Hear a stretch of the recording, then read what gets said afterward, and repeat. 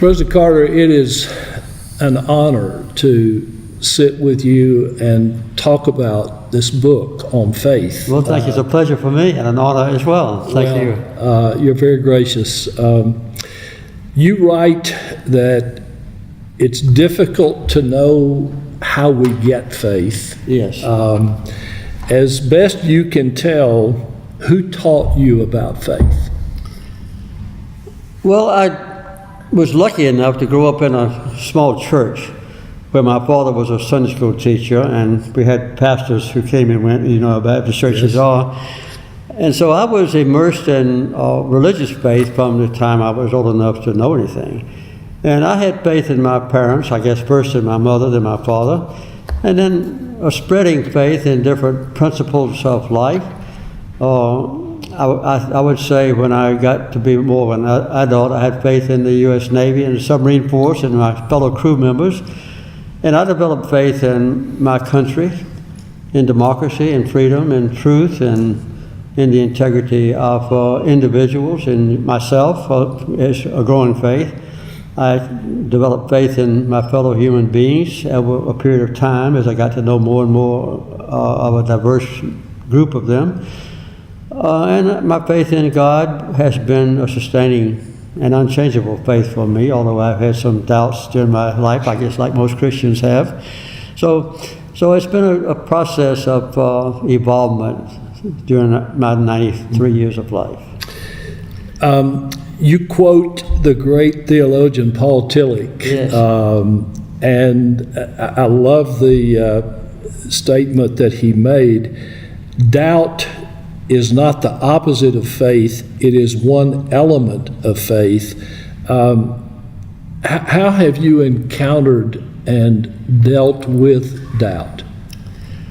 Well, I've had doubt in myself. At times I've had doubt in the surrounding environment in which I lived. I have a few times in my life, at least 2 different times, I've had a doubt in my faith in God. And I've had to struggle with that, but I found after those struggles, and when my thoughts and beliefs were clarified, that my faith in God was strengthened. And so I have turned to different theologians, including Paul Tillich and others, for a deeper understanding of a Christian faith. I get a lot, of course, reading from the Bible. I've been a Sunday school teacher since I was 18 years old. I still teach every Sunday that I'm home. And so it's been that constant immersion in biblical facts and also in the surrounding friends and advisors that I've had. And then my reading of various theologians and philosophers that have helped me understand when things got too complex for me personally. Yeah. I'm curious, you said there were 2 times that you really struggled with doubt. Yes. Were the circumstances anywhere near the same? No, they were different. The first time was the first time in my life when I ever abjectly failed. Mm-hmm. I was fortunate enough when I was a younger man to be successful in almost everything I tried. And then I ran for governor of Georgia in 1966 against a very conservative opponent, yes. Lester Maddox. Yes.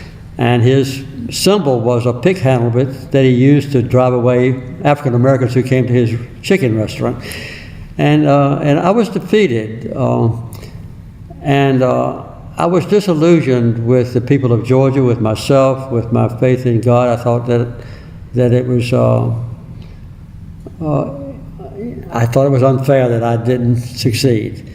And my sister Ruth Carter Stapleton was a very famous evangelist at that time. She came down from North Carolina to talk to me, and she advised me to get involved more directly in my Christian faith and to give up something. So I did.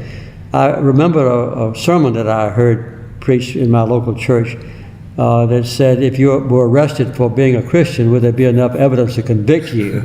And I remember the title of it. I didn't remember the details of it. So I worked out of that. I went on what the Baptist church then called pioneer mission work. I went to Western Pennsylvania. I went to Massachusetts. I went to various places in Atlanta in subsequent years.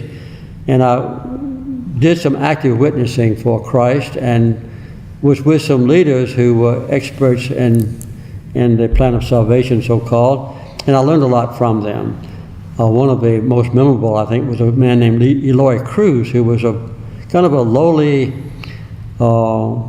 Baptist preacher from Cuba, and he had a little tiny church in Brooklyn, and he was very successful in winning people to Christ, and very effective when he dealt with mostly Hispanic-speaking people.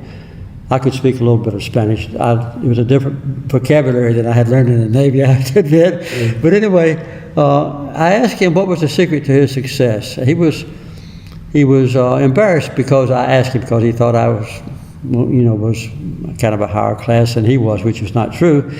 But he said he only had two loves in his life that he tried to maintain. One was love for God, and the other one was for the person who happened to be in front of him at any particular time. Mm-hmm. That was kind of a profound statement for me, which has resonated in my memory.